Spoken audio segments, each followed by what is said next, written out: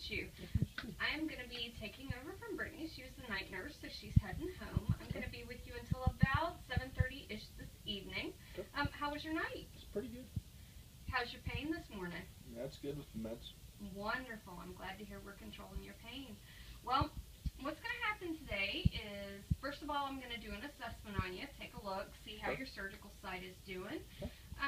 Next, we're going to have physical therapy come in. They're going to be working with you today. They'll get you up into your chair for your breakfast. They'll walk you around the hall, and hopefully they'll be able to take you to the stairs because your doctor's put in a discharge order for today. Did he talk with you about that this morning? Yes, ma'am.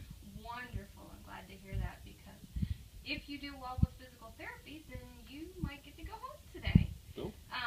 After physical therapy comes in and works with you, then case management will come in. Okay. And she'll talk to you about your home health and about your adaptive equipment, things like your walker and your 3-in-1 commode, and set up your home health for you. Okay. Any questions about that? No, I'm good with that. Wonderful. Okay, well, I'm just going to take a quick look at you. Okay. I'm going to move to the sheet. If you'd like to, that'd be great. Thank you. So tell me how your surgery went. What do you know about how things are going in that knee of yours? It went pretty good. Like I said, the pain's been good. I've been moving it around a little bit. Very nice. Your incisions look great. Yeah. I would like for you to take your toes, Okay. pull them back towards your nose, Okay. keep your leg perfectly straight, lift it toward the ceiling. Beautiful. That's great. Keep doing it? Nope, just Okay. once was enough. Thank you.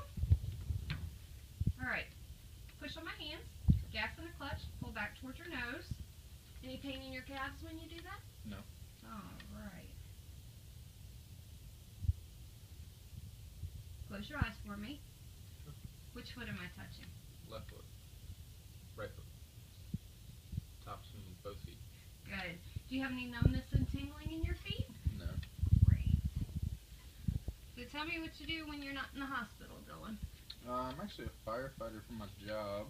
Wonderful. That's got to be exciting and scary all at once. Yeah, it's pretty cool. Can you hold my hand? Okay. Squeeze. Okay. Push. Pull. Tell me your entire name. Dylan Matthew Woody. And tell me where you are. Mary Immaculate Hospital. And why are you at Mary Immaculate? Because I got surgery. And when's your date of birth? 4/9/94. And what's today?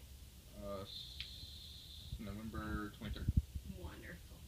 All right, I'm going to take a listen to your stomach. Okay.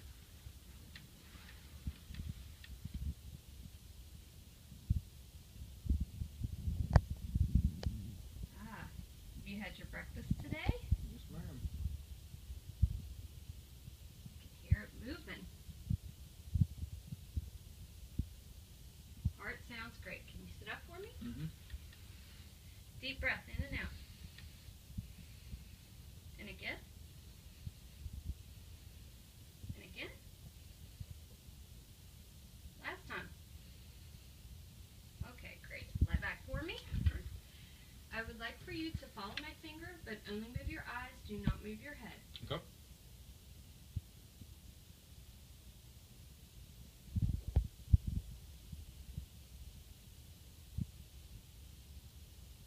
Okay, have you had any problems with nausea, vomiting with the pain medications that you've been getting? Yeah, it's been pretty good with the... Okay. Some of the side effects that you've probably been experiencing with those pain meds, little drowsiness. Yeah, Most people have that kind of issue. What about constipation? Have you been able to have a bowel movement since you've been here in the hospital? Yeah, I have.